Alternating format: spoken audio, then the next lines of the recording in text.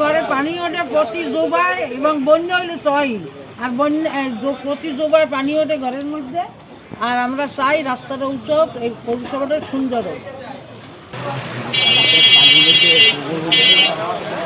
Drain সংস্কার করে যদি নূতনভাবে কিছু করা হয় তাহলে আমরা পানির নিষ্কাশনের পথ থেকে বিরত থাকবো এবং এই যে ভ্যারিবারটা যদি অতি দ্রুত হয়ে যায় তাহলে আমাদের খুব ভালো হবে।